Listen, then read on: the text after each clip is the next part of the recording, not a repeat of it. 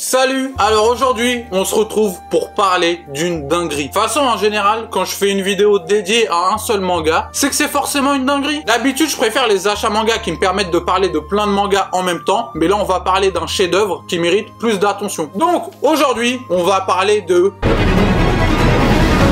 Vinland Saga. Oui, tu l'as vu dans le titre, mais est-ce que c'est mon problème?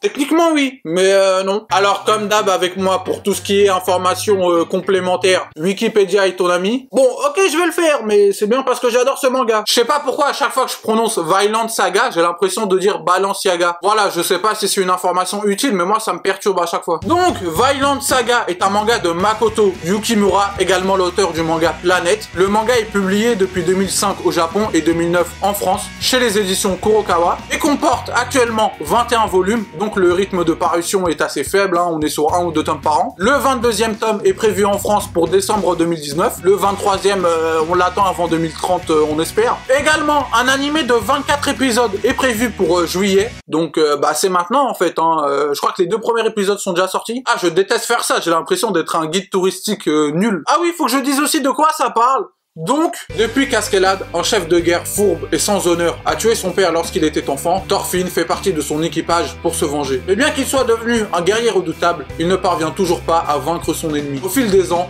enchaînant missions périlleuses et combats, le gentil Thorfinn est devenu froid et solitaire, prisonnier de son passé et incapable d'aller de l'avant, jusqu'à ce que la vie le force à regarder le monde différemment.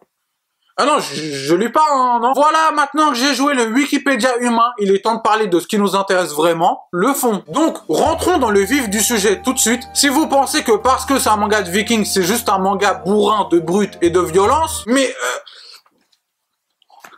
aïe, ah mais je suis con. Ah shit man, what a stupid guys. Ouais, quand j'ai mal, je parle en anglais. Voilà.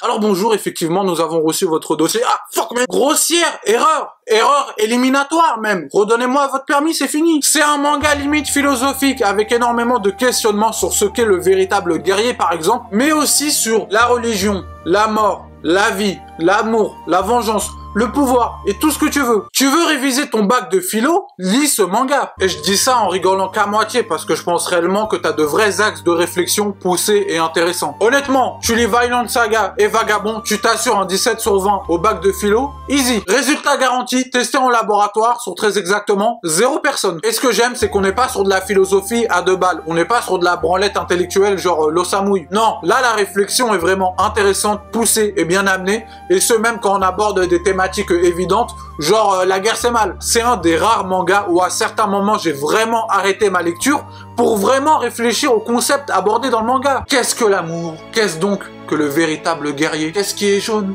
et qui attend? C'est un manga en plusieurs parties. La partie 1, qui est ma partie préférée, va du tome 1 au tome 8. Tome 8, qui au passage est juste une masterclass absolue. Ceux qui ont lu savent de quoi je parle. Après, c'est vrai que le manga prend une autre tournure, beaucoup plus calme, plus philosophique et moins violente. Ce qui ne plaira pas à tout le monde, mais moi pour l'instant ça me dérange pas, car même s'il y a quelques longueurs parfois, le manga sonne, mais alors tellement juste. Le dessin, le découpage, les personnages, l'intrigue, le déroulé de l'histoire, sa réflexion, son objectif, les dialogues, tout c'est juste. On suit pas qu'un manga sur les vikings ou la guerre. On suit la construction d'un personnage qui a passé tout son début d'existence omnubilé et rongé par la haine et l'esprit de vengeance, qui, du jour au lendemain, perd son unique but dans la vie, c'est-à-dire se venger. Voilà, ça c'est la première partie du tome 1 au tome 8. Ensuite, dans les parties suivantes, on suit la reconstruction et même la construction tout court d'un personnage qui commence à découvrir la vie, à découvrir des sentiments qui lui étaient totalement étrangers, à comprendre ce qu'il refusait d'écouter, à voir ce qu'il refusait de voir, à sentir ce qu'il refusait... Bon là je force oui. Je pense que le but principal de l'auteur c'est de nous raconter cette sorte de rédemption, cette évolution d'un personnage. Tout ça enrobé dans un univers de vikings parce qu'il est sûrement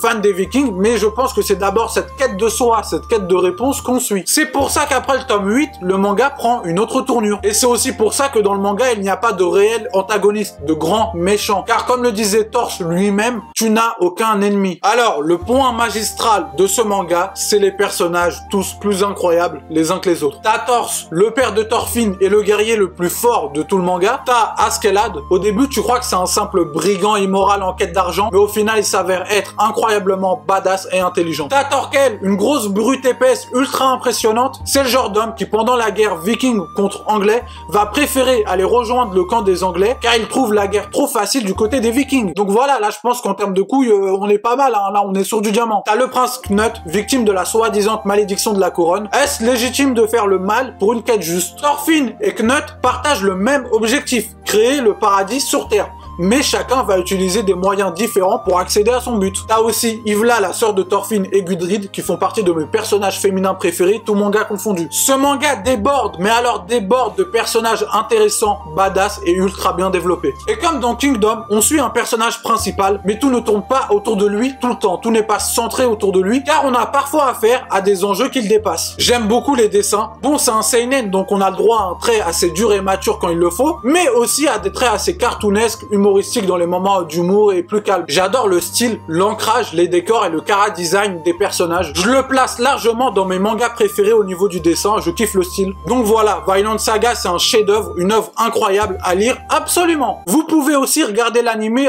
bien sûr. Donc voilà, si t'as aimé cette vidéo, n'hésite pas à t'abonner, à liker, à commenter en me disant ce que tu penses de Vinland Saga ou de cette vidéo, pourquoi pas, tu fais comme tu veux. Bonne journée, bonne soirée, bonne vie, adios.